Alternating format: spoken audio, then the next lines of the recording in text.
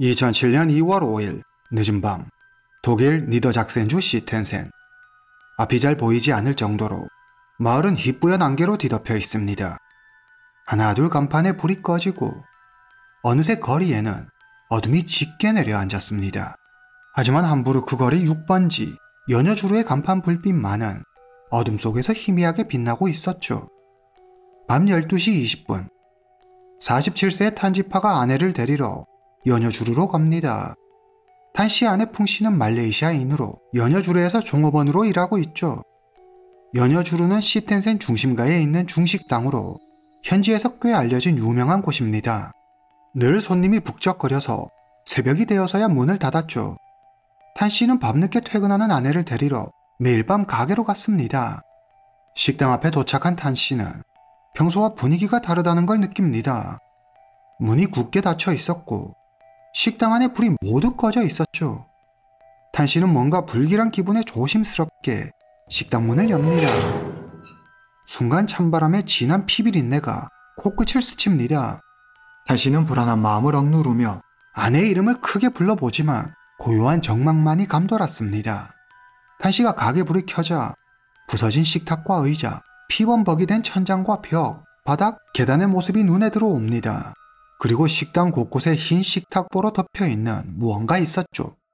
그는 가까이 다가가 식탁보를 들춰보는데 사람들이 피투성이가 돼 숨져 있었습니다.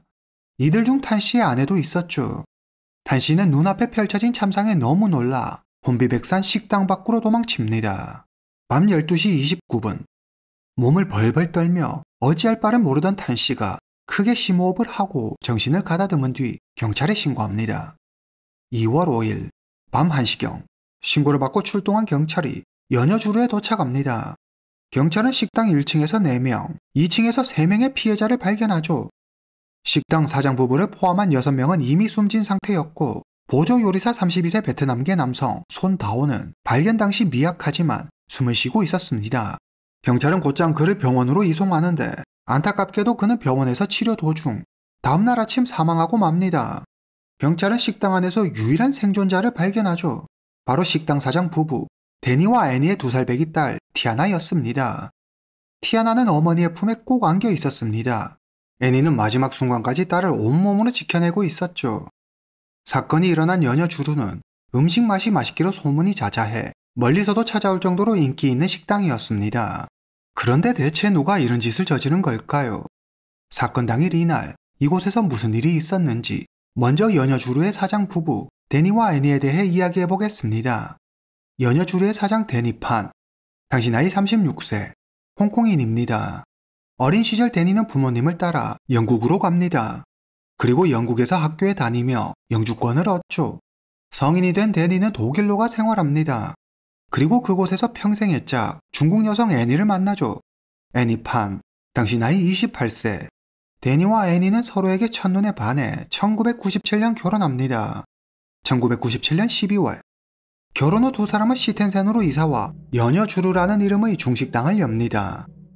연여주루는 시텐센 중심가 함부르크 거리 6번지에 자리한 3층짜리 건물 1층에 있었는데 1층에는 식당과 주방, 직원 휴게실이 있었습니다. 100명 이상을 수용할 수 있을 정도로 큰 규모의 식당이었죠. 2층은 데니와 애니가 지내는 생활 공간이면서 사무실로 쓰고 있었고 3층은 창고로 사용하고 있었습니다. 데니 부부는 늘 손님들에게 친절하고 상냥했습니다. 음식 맛도 좋아 사람들은 연여주루에 오면 제대로 대접받는 기분이 들어 좋다고 했습니다. 결혼하고 7년 후 2004년 데니와 애니는 딸 티아나를 낳습니다. 반 부부는 동네에서 소문난 인꼬 부부였습니다. 마음은 또 어찌나 고운지 화를 내는 모습을 볼 수가 없었죠. 그들은 가족뿐 아니라 주위 사람들에게도 늘 예의 바르고 친절했습니다. 반 부부는 경제적으로도 여유로웠고 평판도 좋았죠. 한마디로 잘나가는 사람들이었습니다. 데니는 사건 발생 몇 주 전 신형 BMW를 구매합니다. 아내와 딸과 함께 독일 명소 여러 곳을 여행할 계획이었죠. 두 사람 모두 독일어가 유창해 독일 친구들도 많았습니다. 피해자는 총 7명으로 이들 중 6명은 현장에서 사망한 채로 발견됩니다. 데니와 애니 외의 5명의 피해자는 요리사, 보조요리사, 그리고 종업원으로 모두 식당 직원이었습니다.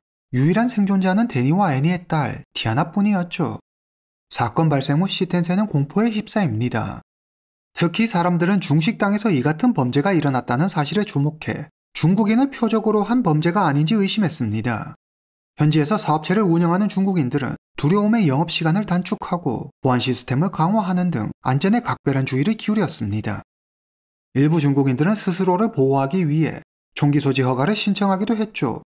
현지에서는 피해자들을 위한 추모 미사가 열렸는데 피해자들을 기억하고 추모하는 자리에 많은 이들이 함께했습니다. 경찰은 즉시 수사 전담팀을 꾸려 용의자 추적에 나섭니다. 처음에는 80명이었던 수사팀의 인원을 대폭 늘려 얼마 후 160명까지 확충하죠. 당시 연여주로 안과 밖에는 CCTV가 설치되어 있지 않아 경찰은 용의자를 특정하는 데 난항을 겪었습니다. 사건 현장 조사와 주변인들의 진술에 기댈 수밖에 없었죠. 경찰은 현장에서 탄환 14발을 발견하는데 조사 결과 이는 모두 같은 총에서 나온 거였습니다. 피해자들은 대부분 머리에 총을 맞아 사망했으며 두 손이 결박된 채 질식해 사망한 이들도 있었습니다. 그런데 사건 당일 밤 주변에서 총소리를 들었다는 이가 아무도 없었죠. 이에 경찰은 범인이 소음기가 장착된 총을 사용했을 거라고 추정합니다. 그리고 식당 안 금고에 있던 금품과 현금 5,000유로, 노트북 2대와 직원들의 휴대전화가 사라진 사실도 발견하죠. 유일한 목격자는 판부부의 딸 티아나뿐인데 2살짜리 아이에게서 얻을 수 있는 정보는 아무것도 없었습니다. 경찰은 더 이상 단서를 찾지 못하고 사건은 오리무중에 빠집니다. 이때 일부 독일 언론이 해당 사건을 보도하는데요. 범인이 중식당을 타깃으로 삼은 것을 근거로 삼합회의 존재를 부각시키며 그들이 연루됐을지도 모른다는 추측성 보도를 냅니다. 삼합회는 홍콩에서 가장 큰 범죄 조직이죠. 사건이 일어난 연여주루에서 약 50km 떨어진 항구 도시 함부르크에 이들 세력이 자리 잡고 있었는데요.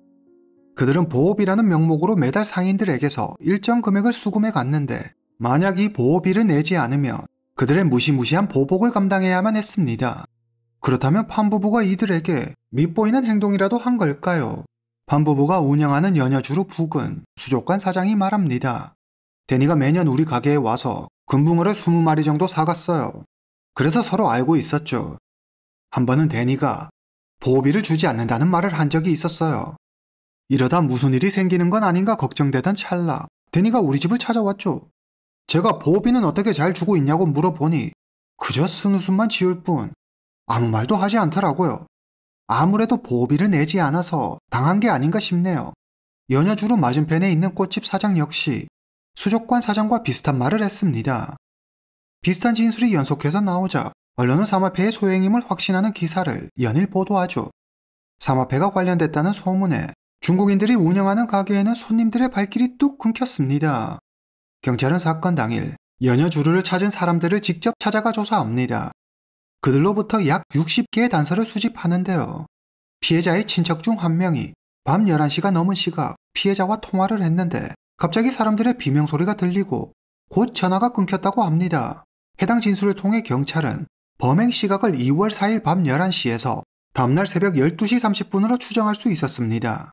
그러나 불행히도 이 외에 유의미한 단서는 찾을 수 없었죠. 경찰은 용의자의 흔적조차 찾지 못하고 수사는 교착 상태에 빠집니다. 그러던 중 반가운 소식이 들려옵니다. 사건 발생 약 14시간 후 2월 5일 오후 1시 10분경 경찰이 B281 도로에서 교통법규 위반으로 파란색 폭스바겐 폴로 차량을 세웁니다. 차에는 2명의 베트남 남성이 타고 있었습니다. 그들은 횡설수설 도통 알아들을 수 없는 말을 해댔는데 한눈에 봐도 긴장한 기색이 역력했죠. 경찰이 운전면허증 제시를 요구하지만 그들은 운전면허증도 신분증도 가지고 있지 않았습니다.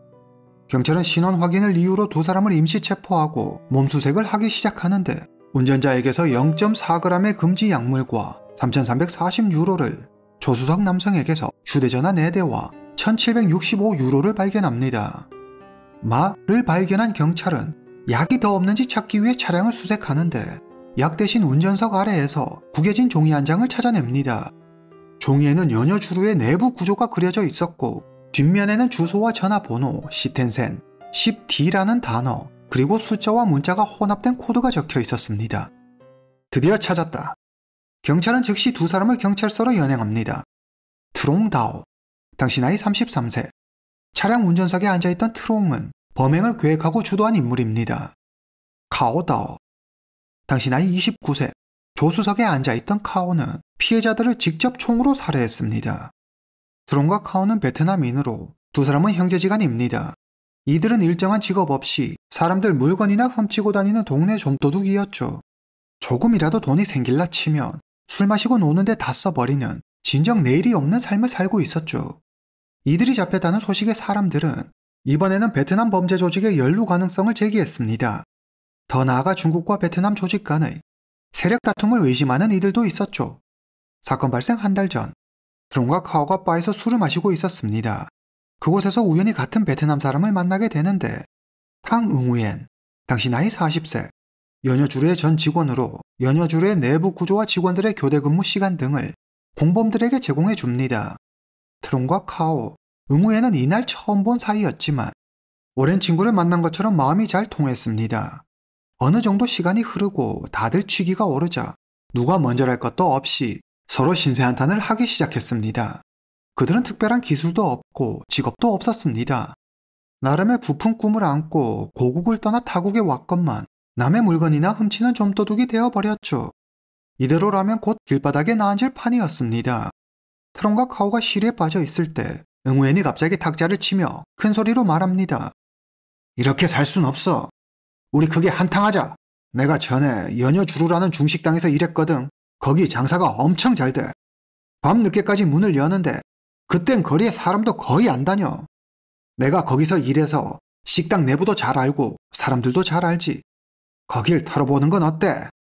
응우엔의 말을 들은 트롱과 카오의 눈이 반짝거리고 세 사람은 함께 연여주루를 털기로 합니다. 응우엔은 배은 망덕, 인간 말종 그 자체였습니다. 그가 처음 독일에 왔을 때 그는 집도 절도 없는 떠돌이 신세였죠. 독일어도 못하고 특별한 기술도 없으니 일자리를 구하려고 해도 받아주는 이가 없었습니다. 먹을 것이 없어 쓰레기통을 뒤져 배를 채워야 했죠. 이런 그를 받아준 이가 바로 판부부였습니다. 판부부는 응우엔에게 식당 종업원으로 일할 기회를 주었습니다. 덕분에 응우엔은 더 이상 썩은 음식을 먹지 않아도 됐고 찬바닥에서 자지 않아도 됐습니다. 판부부는 매상이 좋을 때면 보너스까지 챙겨줬습니다. 같이 일하는 식당 종업원들도 모두 좋은 사람들이라 독일 생활에 익숙하지 않은 응우엔을 잘 챙겨줬죠. 응우엔도 처음에는 판부부에게 감사해하며 열심히 일했습니다. 하지만 화장실 들어갈 때와 나올 때 마음이 다른 게 사람이라더니 얼마 후 응우엔은 월급이 적다는 이유로 인사도 하지 않고 그냥 가게를 나가버립니다. 판부부는 아마 상상도 못했을 겁니다. 가여운 일을 보고 도운 자신들의 선의가 이렇게 큰 화가 되어 돌아올 줄은 말이죠.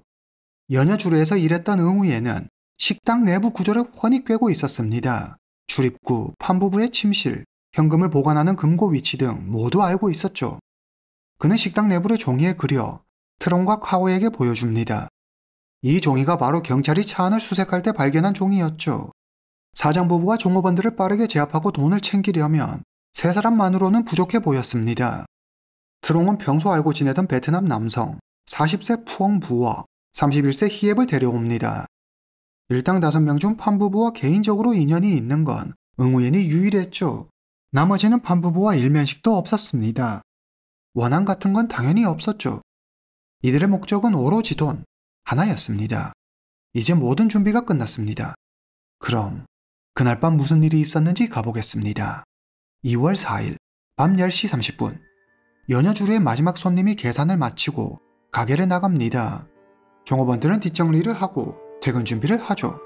트롱과 카오, 히앱이 이미 식당 주변에 숨어 기회를 엿보고 있었습니다.